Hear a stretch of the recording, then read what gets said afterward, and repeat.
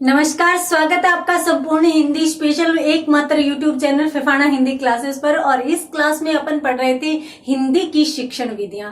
ये शिक्षण विधियों की स्पेशल क्लास है और इसमें हिंदी की शिक्षण विधियों को अपनों ने पढ़ना शुरू किया था।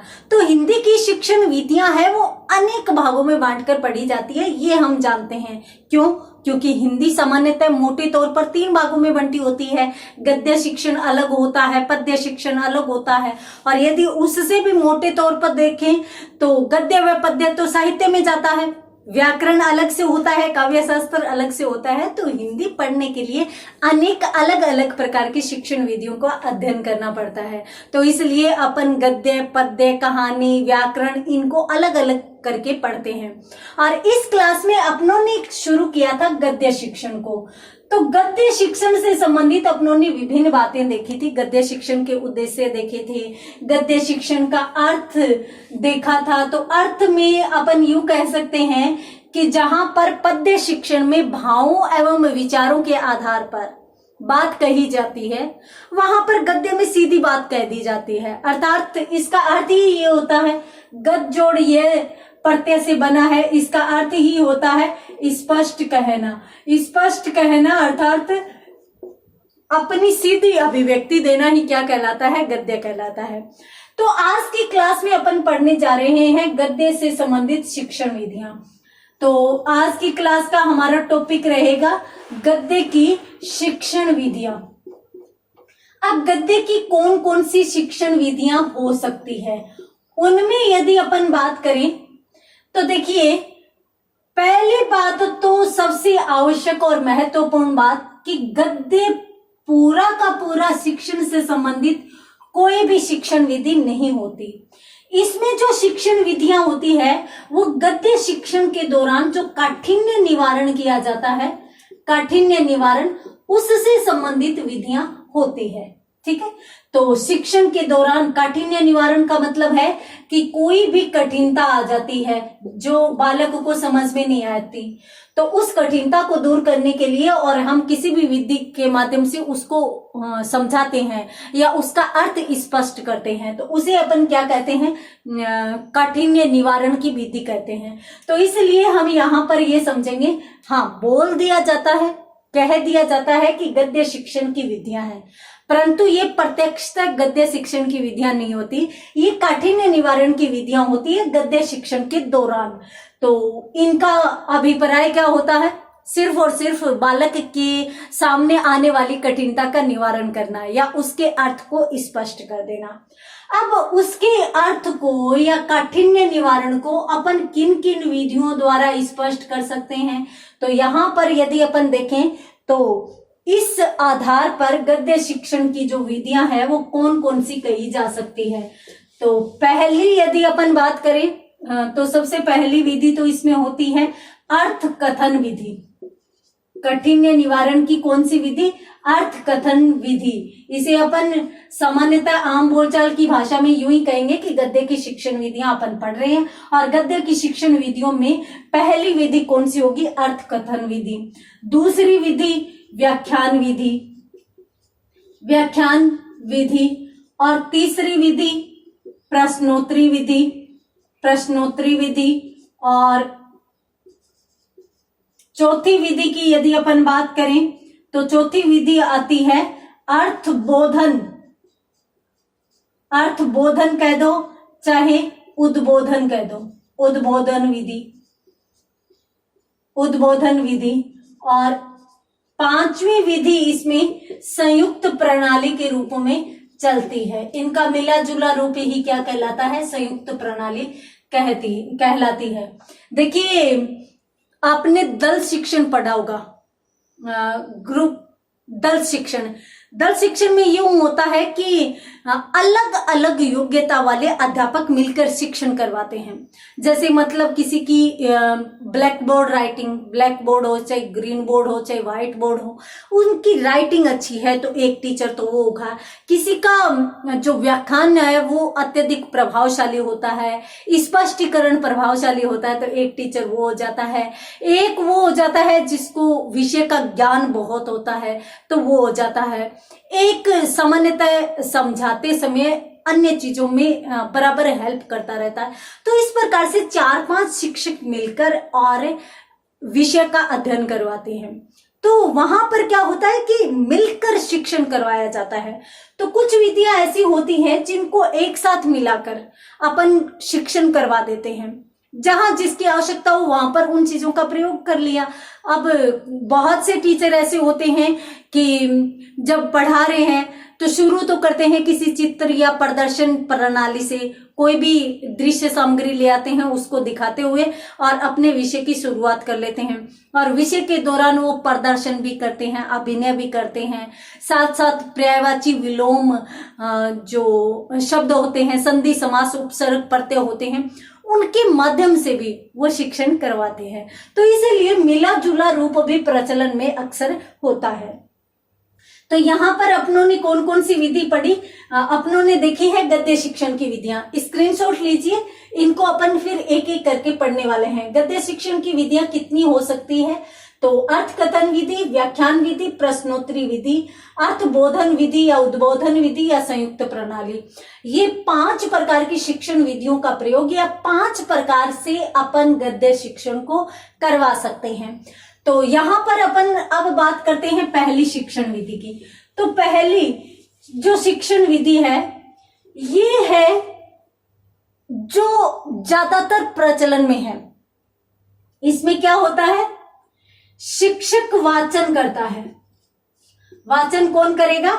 शिक्षक करेगा, विद्यार्थी नहीं करेगा। ठीक है, विद्यार्थी का काम होता है सुनना, शिक्षक वाचन करेगा, वाचन कर रहे हैं। और वाचन के दौरान जब भी कोई कठिन शब्द आ जाता है, कठिन शब्द, तो वो उसका अर्थ स्पष्ट करता है, वो उसका अर्थ स्पष्ट कर देता है। ठीक है, पढ़ रहा है, जैसे मान लीजिए कि मेरे हाथ में कोई बुक है, तो मैं खड़ी हूं, क्लास में बच्चे हैं, बच्चों के पास भी बुक्स है और वो बच्चे अपनी बुक्स में देख रहे हैं और मैं ऐसे line to line, word to word पढ़े जा रही हूं। जैसे ही कोई मुश्किल शब्द आया, मैंने उसको उसका अर्थ बता दिया कि ये होता है, और पढ़ते गए। उसके बाद एक ठहराव लेना होता है और वो ठहराव लेकर जितना भी वाचन किया है, जितना भी पढ़ा है, उसका सरलार्थ भी बता दिया जाता है। तो उसका साथ साथ सरलार्थ बताते हुए और विषय को पूर्ण करना होता है। यही जो विधि है वो क्या कहलाती है? अर्थ कथन विधि, यानी अर्थ कहते हुए चलना। अर्थ कहते हुए चलना कौन चलेगा? शिक्षक चलेगा। और इस प्रकार से ये विधि पूरी की पूरी शिक्षक पर निर्भर करती है। शिक्षक पर ये विधि पूरी की पूरी निर्भर करती है और शिक्षक स्वयं ही वाचन करता है, स्वयं ही काठिन्य निवारण करता है, स्वयं ही सरलार्थ करता जाता है। तो इस विधि को अपन क्या कह देते हैं? अर्थ कथन विधि, यानी शिक्षक अर्थ कहता हुआ चलता है।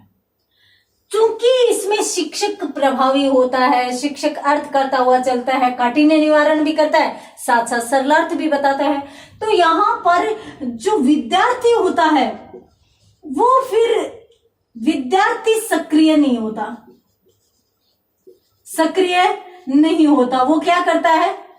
आपने देखा होगा कि ऐसा शिक्षण कहीं भी चल रहा है, सामान्यतः पद्य में जो शिक्षण करवाया जाता है वो इसी प्रकार से करवाया जाता है। हालांकि अपन गद्य शिक्षण की विधियां पढ़ रहे हैं, तो वर्तमान में इस प्रकार का गद्य शिक्षण नहीं चलता। क्यों?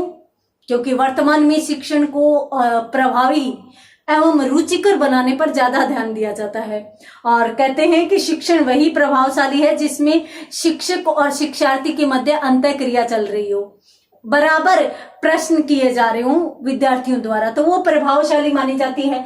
तो यहाँ पर तो क्या है कि विद्यार्थी सक्रिय नहीं है।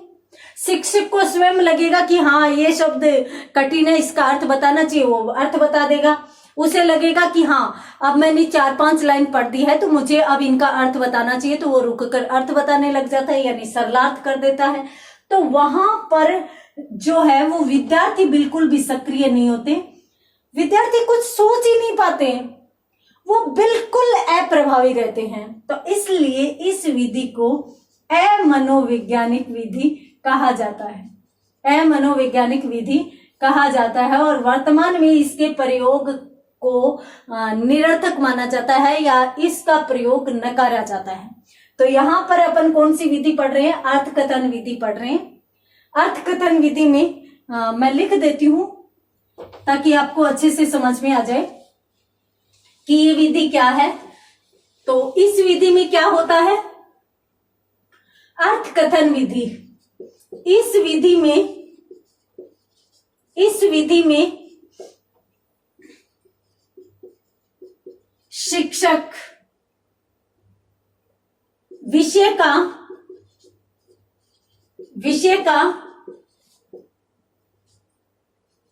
विषय का वाचन करता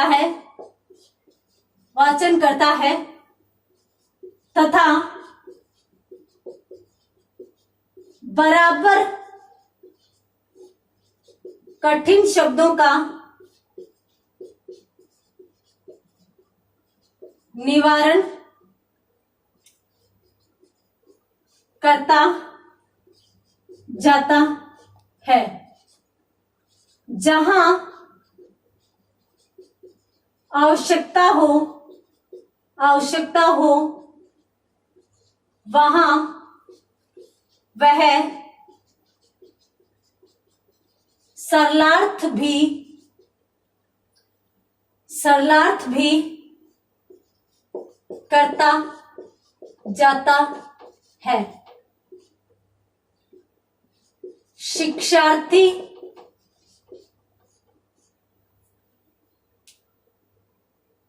निष्क्रिय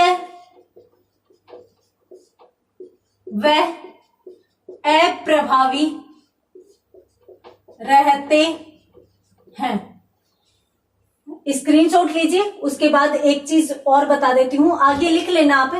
पहले तो ये लिखेंगे कि इस विधि में शिक्षक विषय का वाचन करता चलता है, बराबर कठिन शब्दों का निवारण करता है और जहां आवश्यकता हो वहां पर वह सरलार्थ भी करता जाता है। शिक्षक निष्क्रिय व अप्रभावी रहते हैं और इसलिए यह विधि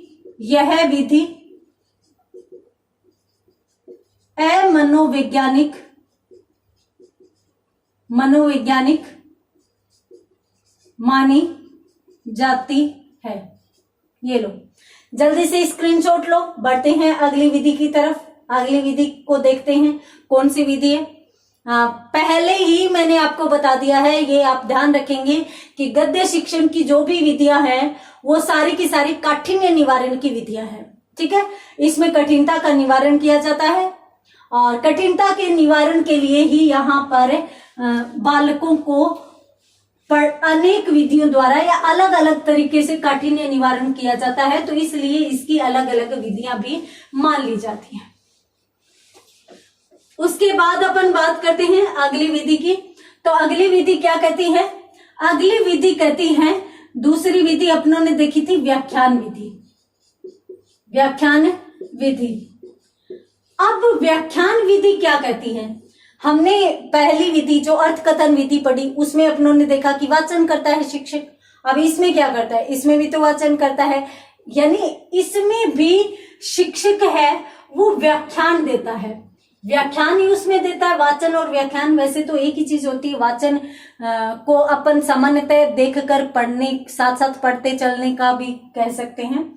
तो इसमें भी इसी प्रकार की होती है, बस अंतर इतना सा होता है, व्याख्यान किया जाता है शिक्षक द्वारा और शिक्षक जो भी व्याख्यान करता है उसमें वहां पर यूं था कि सरलार्थ बताता है, यहां पर कठिन शब्दों का निवारण उसी प्रकार से करेगा। कठिन शब्दों का निवारण भी करेगा, अर्थ भी बताएगा और साथ साथ यहां पर भावार्थ बताता जाता है। भावार्थ यानी भाव व विचार का प्रकटीकरण। वहां पर सीधा का सीधा बच्चों को अर्थ बताएगा। ठीक है, सीधा का सीधा, हाँ भाई यहां पर लेखक है वो ये कह रहा है, उसने ये बात लिखी है, इसका मतलब ये है। ठीक है। ज्यादातर तो यूं होता है कि गद्य में अपन जो वाचन करते हैं वो बच्चों को समझ में आ ही जाता है, परंतु फिर भी अपन थोड़ा बहुत समझाते हुए चलते हैं। व्याख्यान विधि में यूं होता है कि जब अपन व्याख्यान दे रहे हैं तो उसके हर पक्ष पर विचार करते हैं और उसके प्रत्येक पक्ष पर विचार करते हुए हम बताते जाते हैं कि इसमें लेखक ये कहना चाह रहा है, इसमें लेखक ये कहना चाह रहा है, यानी उसके भावों और उसमें निहित विचारों को भी लेखक स्पष्ट करता चलता है। बस व्याख्यान विधि और अर्थकथन विधि में सरलार्थ और भावार्थ का इतना सा अंतर रहता है। ठीक है, तो यहां पर भी मैं इस विधि को भी लिख देती हूं ताकि आपको किसी भी प्रकार की कोई समस्या न आए। तो यहां पर अपन क्या लिखेंगे, शिक्षक द्वारा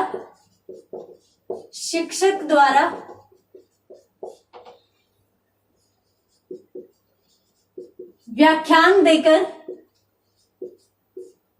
देकर बालकों को विषय वस्तु समझाई जाती है। इसमें भी शिक्षक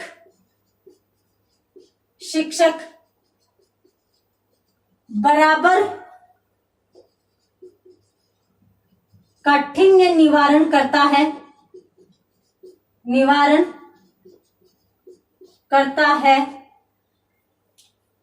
साथ साथ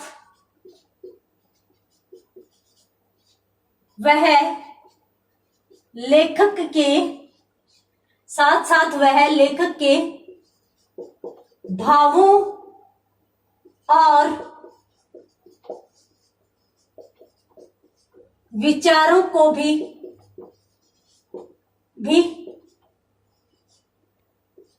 स्पष्ट करता है।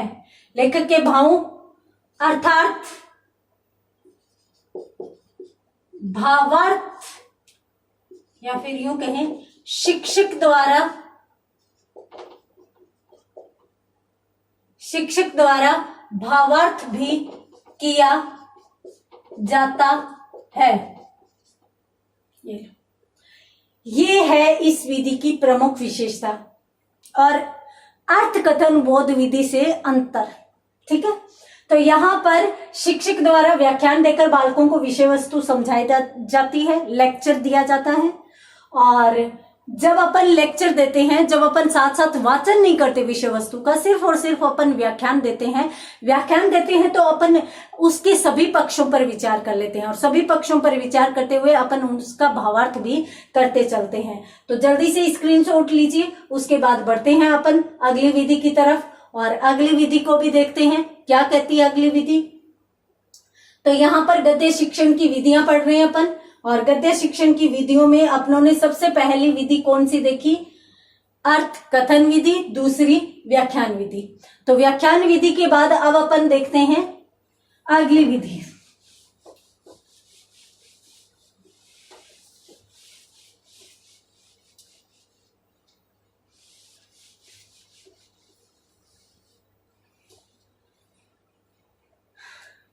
अगली विधि है प्रश्नोत्तरी विधि।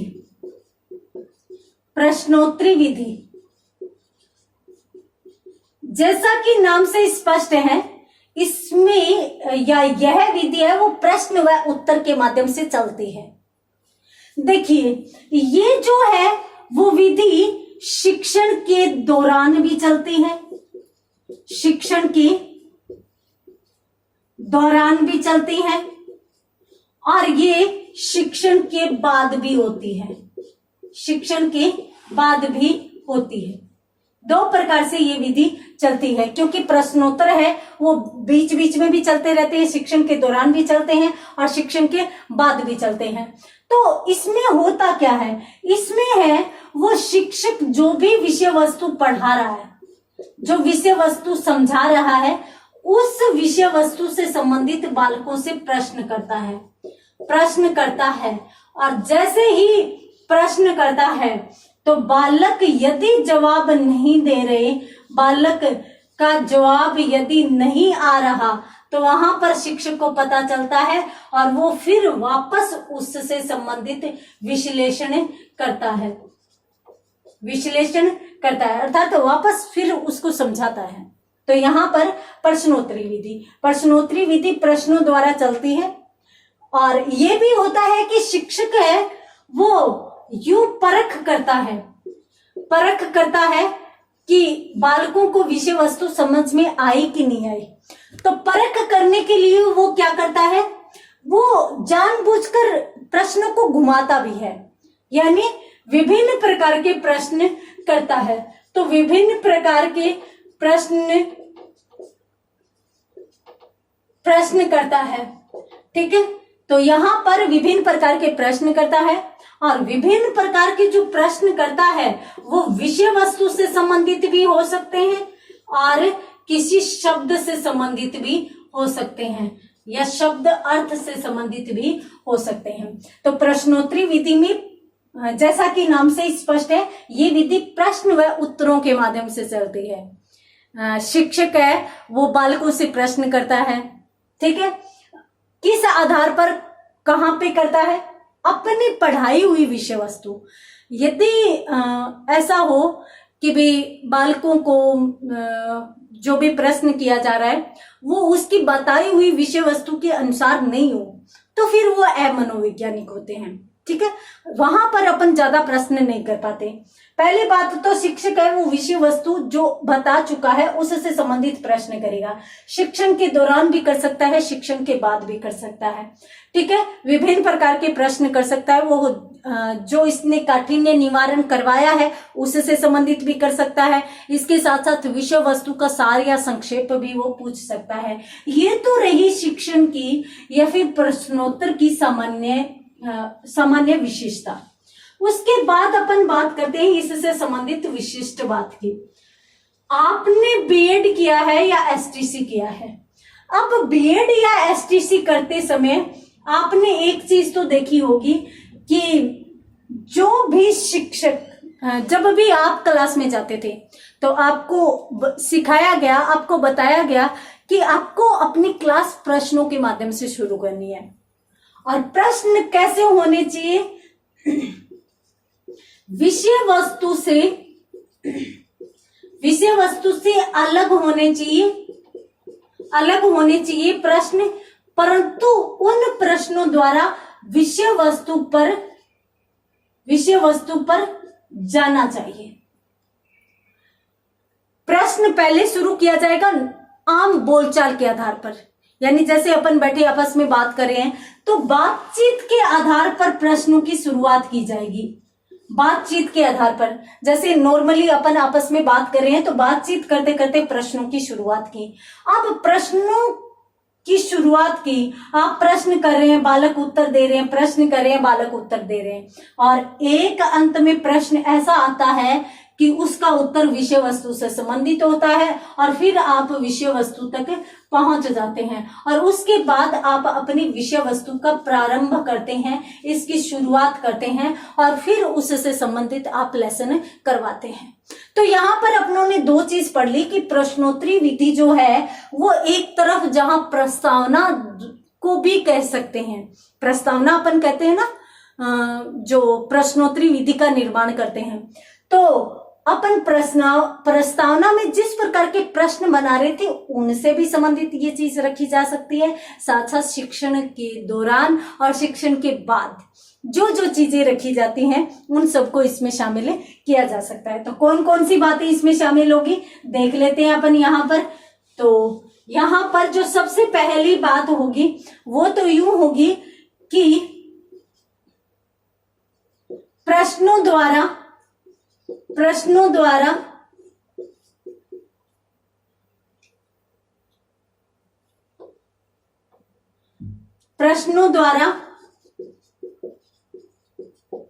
विषय वस्तु तक पहुंचना, ठीक है। और प्रश्न बातचीत की शैली में किए जाने चाहिए। तीसरी बात यह होगी, प्रश्न व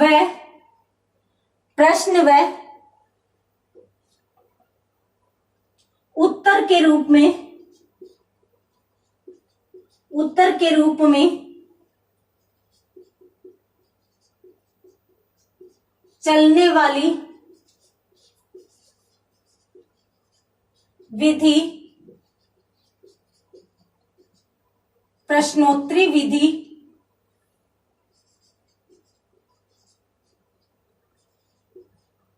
कहलाती है। प्रश्न व उत्तर के रूप में चलने वाली विधि प्रश्नोत्तरी विधि कहलाती है। उसके बाद प्रश्न शिक्षण के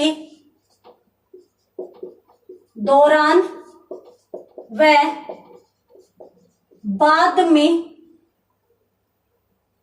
भी किए जा सकते हैं। प्रश्न शिक्षण के दौरान भी किए जा सकते हैं, प्रश्न शिक्षण के बाद भी किए जा सकते हैं। तो यहाँ पर है वो प्रश्नों के माध्यम से बच्चे क्रियाशील भी रहते हैं, क्योंकि अपन बीच बीच में प्रश्न करते रहते हैं, तो बच्चे भी एक्टिव रहते हैं कि हाँ अपने से कभी भी कोई भी प्रश्न पूछा जा सकता है। तो स्क्रीनशॉट लीजिए। और यहाँ पर अपनों ने पढ़ी है तीसरी शिक्षण विधि, और तीसरी शिक्षण विधि कौन सी है?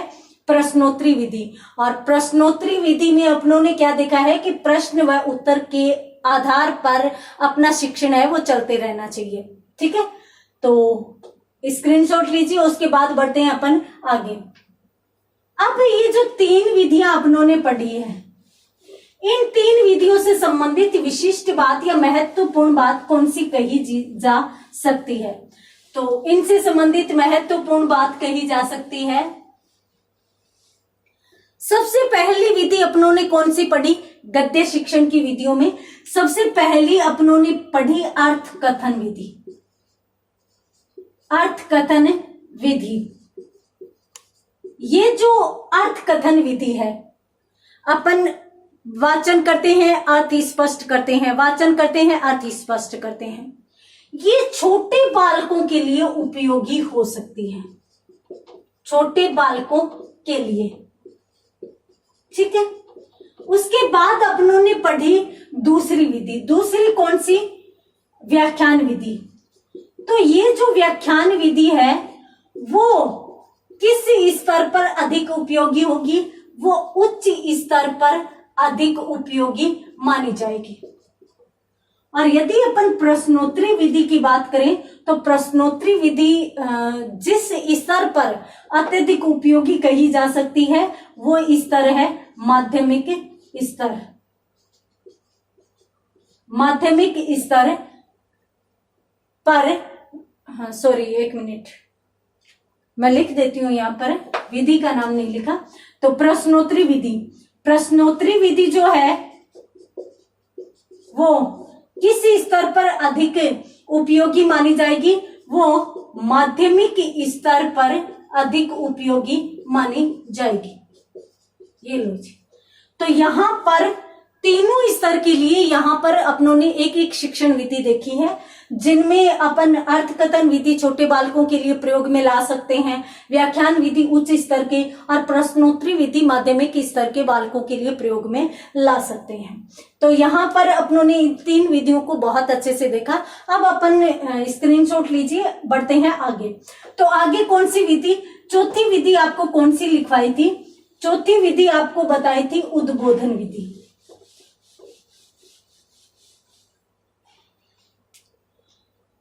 तो यहां पर अपनों ने चौथी जो विधि बताई थी वो अर्थबोधन